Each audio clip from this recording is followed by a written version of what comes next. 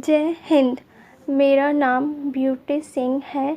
मैं सरोजनी नायडू शासकीय कन्या स्नातकोत्तर स्वशासी महाविद्यालय भोपाल मध्य प्रदेश एमए हिंदी साहित्य द्वितीय सेमेस्टर की छात्रा हूँ।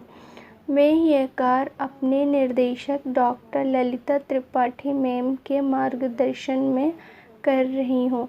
मेरा विषय है पाश्चात्य काव्यशास्त्र अरस्तु का विवेचन सिद्धांत।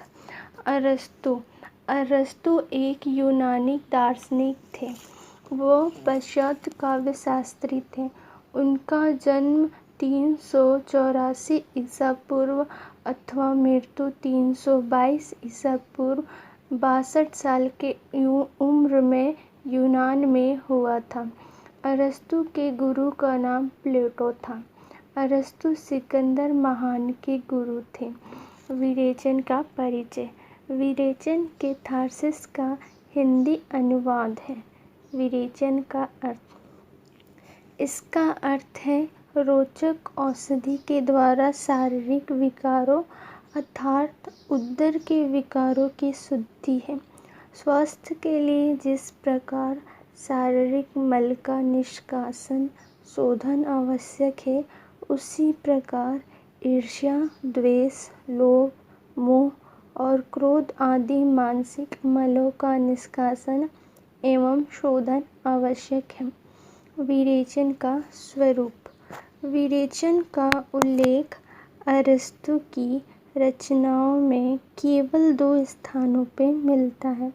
प्रथम काव्यशास्त्र ग्रंथ में और दूसरा राजनीतिक नामक ग्रंथ में। अरस्तु ने कुल 400 ग्रंथों की रचना की है। विरेचन सिद्धांत।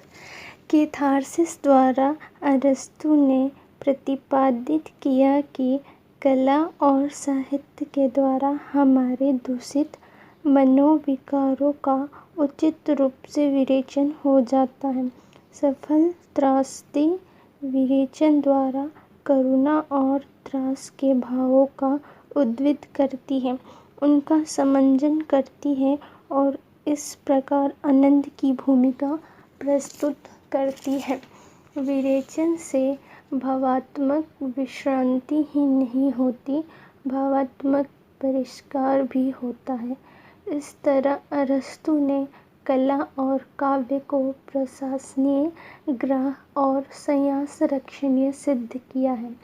अरस्तु ने इस सिद्धांत के द्वारा कला और काव्य की महत्ता को पुनः प्रतिष्ठित करने का सफल प्रयास किया है। विरेचन की विशेषता। जिन व्याख्याकारों के अनुसार अरस्तु की यह सिद्धांत पूर्ण सिद्धांत है, उन्होंने इसकी कुछ विशेषताएं भी बतलाई हैं। उनका मानना है कि यह सिद्धांत पूर्ण रूप से विरेचन सिद्धांत है। प्रथम, विरेचन के लिए भय और करुणा के भावों का सम्यक नियोजन और प्रदर्शन आवश्यक है। द्वितीय, घटनाओं के तथा नायक के चयन में बड़ी सावधानी अपेक्षित है। तृतीय, इसमें कलात्मक आनंद अनुभूति, आत्म परिष्कार से नैतिक बल तथा धार्मिक संतुष्टि की प्राप्ति होती है।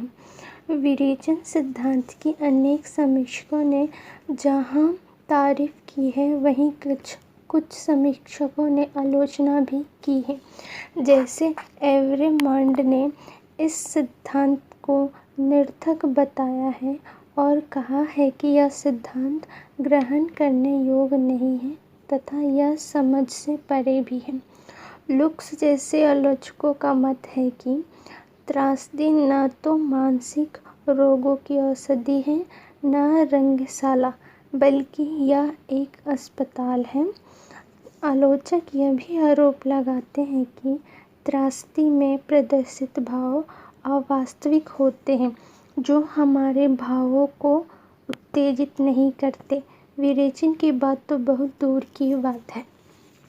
यह सिद्धांत साहित्य शास्त्र की एक महत्वपूर्ण एवं विशिष्ट उपलब्धि है।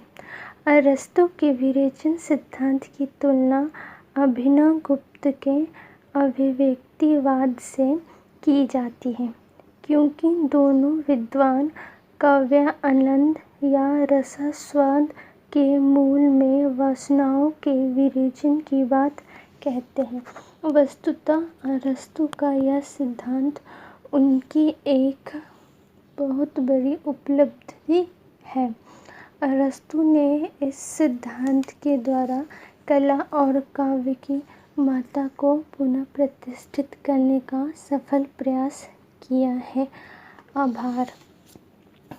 मैं ब्यूटी सिंह इस कार्य का सफलतापूर्वक पूरा होने के लिए अपनी प्राध्यापक डॉक्टर ललिता त्रिपाठी मैम का आभार व्यक्त करती हूँ, क्योंकि इन्हीं के द्वारा मुझे इस कार्य को पूरा करने का प्रेरणा मिली, जिनकी सहायता व प्रोत्साहन के बिना इस कार्य का सफल होना संभव नहीं था।